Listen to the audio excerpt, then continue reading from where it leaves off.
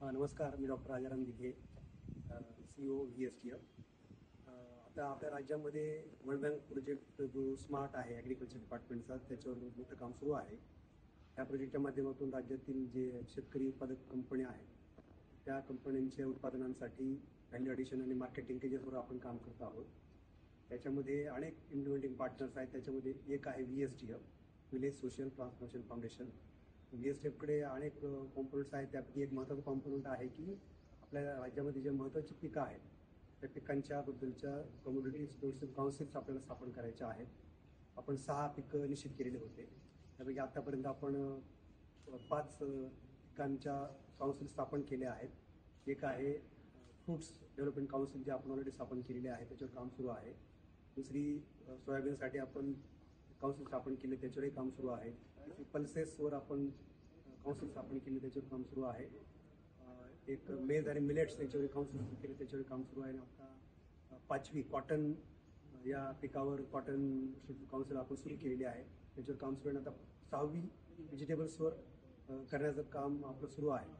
आता विशेषतः आता आज कॉटन स्टुअर्डशिप काउन्सिलच्या अनुषंगाने आपण नागपूरमध्ये एक वर्कशॉप आयोजित केलं आहे, ज्याच्यामध्ये बेटर कॉटन इनिशिएटिव्ह आणि ग्रीन कॉटन इनिशिएटिव्ह त्याच्यावर आपण अधिक भर देत आहोत.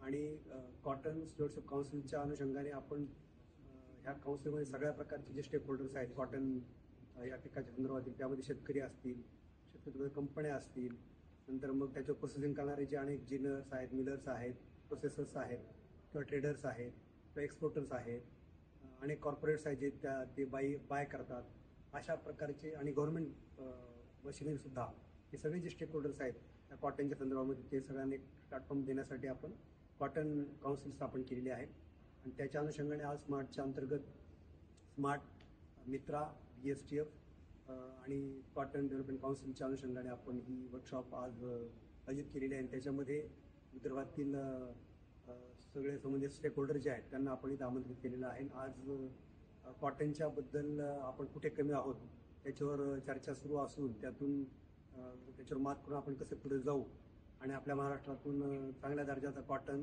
किंवा कापूस आपण ज्याला म्हणतो त्याचं म्हणजे प्रोडक्शन पण वाढलं पाहिजे, प्रोडक्टिव्ह वाढली पाहिजे, इनपुट्स कमी लागले पाहिजेत, आणि जास्त प्रोडक्शन होऊन त्याचं मार्केटिंगसुद्धा आपण संपूर्ण जगभर आपण कसं करू शकू, त्यासाठी ज्या ज्या गोष्टी करायच्या आहेत त्याच्यावर आता सध्या चर्चा सुरू आहे.